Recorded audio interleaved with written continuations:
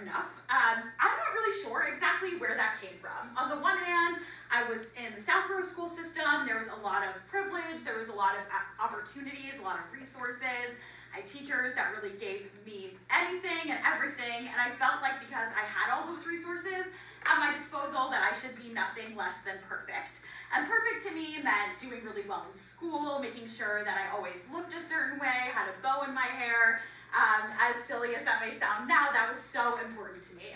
And I can remember being in elementary school and being really stressed about school, about spelling tests.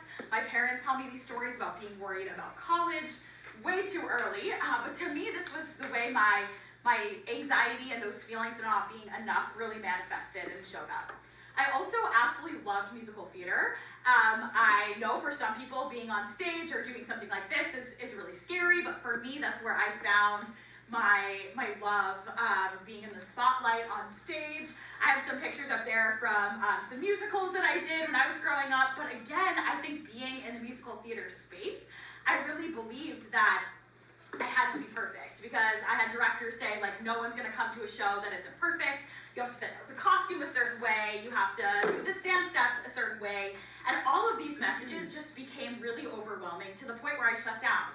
I always had a smile on my face, no one ever knew that I was feeling so uncomfortable in my own skin, that I was feeling like I wasn't enough, and what completely compounded that was the relationship that I had with my mom.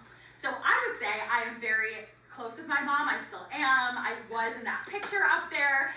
We're still very close, and I'm so grateful for her, but my mom has had an eating disorder my entire life and most of hers.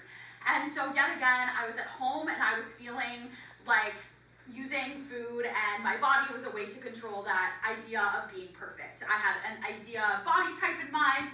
I thought I knew what I could do in order to gain her love and approval.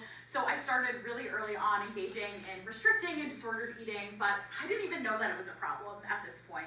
I thought this was just normal, as I grew up with a mom who we would go into grocery stores and she would ask, like, if that person is thinner than her, she looked a certain way. It sounds like really crazy now, for lack of a better term, but to me that was really all that I knew, and that was really hard.